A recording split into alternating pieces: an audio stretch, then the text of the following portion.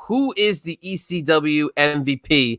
And they gave a pretty good list of options, but right there in the top row, almost dead center, was the franchise. But what it did was it opened up a gigantic debate. We're going to debate it here. We talked about greatest champions a few weeks back. But the MVP, I'm going to go to JP first. Now, JP, this was something that picked up a lot of steam a few weeks back, and it caught our eye and our attention very quickly because, one, the fact that WWE threw Shane and a couple other, I would say names that they normally wouldn't on this list was interesting, but I think the fan response is pretty damn good as well. Yeah, I love the fan response. I was just shocked that Shane was on that. They don't put any really on the DVD talking about ECW. They kind of try to pretend it never happened. They were, the Mandela effect thing. They're trying to destroy. But then front and center, right in the middle, your eyes just go right to the franchise. Like, wow, they're going to put him in that MVP discussion. Must be somebody else running the internet, the website, and the social media. Joey Styles is long gone. Yeah, they've since been fired. So that was the don't get used to seeing that. But now that they're going back to it, they're talking about you possibly being the MVP. Me personally, as a fan, 100% were the MVP. A lot of the guys in ECW, no offense to me, were scrubs. And not a lot, but there were some scrubs there. I'm sorry to say it, Shane, but there's some scrubs there. And the real wrestler of the group was the main focus and should have been the main focus. And I thought that was a great booking by Heyman. But the guy that was the MVP was the guy that was pulling it off, the guy that was the centerpiece, the guy that was the world champion, the guy that had the girl, the guy that had the muscle, the guy that had the shorter worker with him, the guy that had the group, the triple threat. Raven? That was the MVP. The guy with the full coif of hair. Yes, had full head of hair. The guy with the tassels, the guy with the gold and black. That guy was the MVP. Not all those other guys, not all those other scrubs. Not the Dudley boys who can throw right under the bus under that scrub list. Not Taz, who you made famous. None of those guys are the real MVP. No. Not Raven, who Chad basically is in love with and says the greatest ECW champion of all time. Not Raven. None of those guys. Sandman, bit player. Shane Douglas, the franchise, is the MVP of ECW. Hold on, I got to get downstairs for a second. Hit the down button. Where's he going? That was the worst special effect in the history of podcasts, I think. Look, I think WWE, obviously ECW is a brand. They have the name, the letters, right?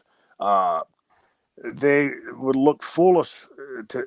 You can try to revise history all you want, but with a company like ECW that was so identifiable to its fans, they still chant it with vigor and earnest today, and with pow, right, with pizzazz. I mean, there's not some teleprompter they got to pop up and say, okay, chant me. Here we go, ECW, right? It becomes, every show we're on, you hear those chants, and Bubba Ray and I were talking last week, and I told the fans, every time we hear that, the pride that we feel in confirming what we did in that little tiny bingo hall company, as Vince used to call it, tells me that we did something right. I've often maintained that ECW was the true family company in the sense that nobody, I don't think, tuned in to see just Shane Douglas or just Taz or just Tommy Dreamer. Maybe some tuned in to see Beulah or Francine or some of the other beautiful women we had there.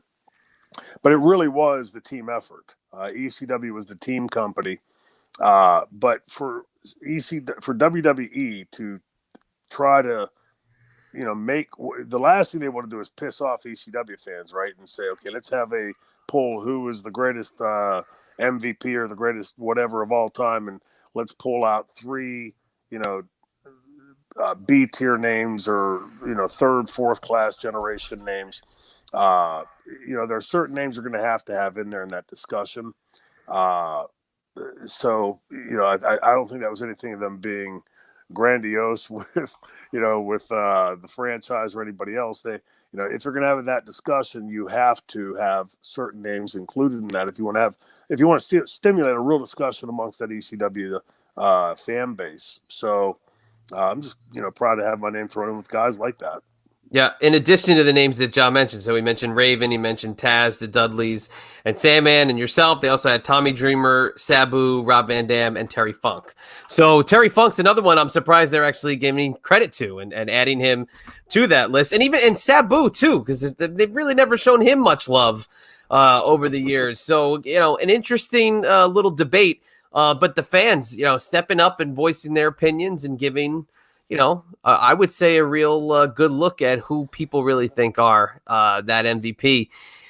But when you own the footage, like you said, you can dictate it every way you want, and Sure.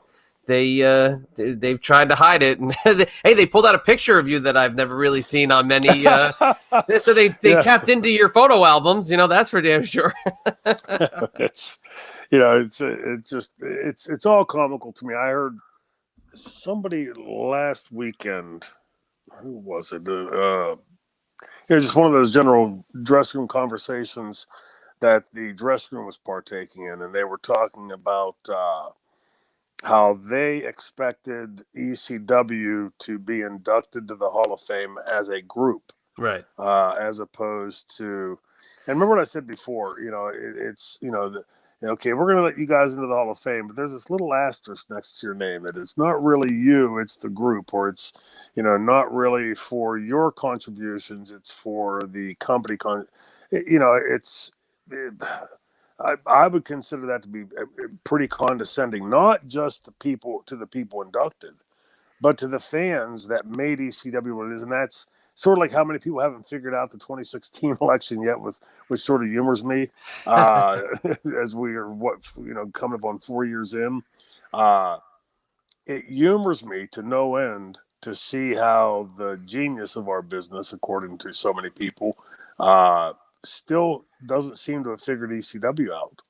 I'm sorry, the Blood and Guts Company, the Bingo Hall Company, the Small Pond, the Barbed Wire Company, the Bingo Hall Company. That was his one of choice, Bingo Hall Company. And he said that, I guess, as if he thought we were going to take that as some kind of like snide remark or some backhanded compliment.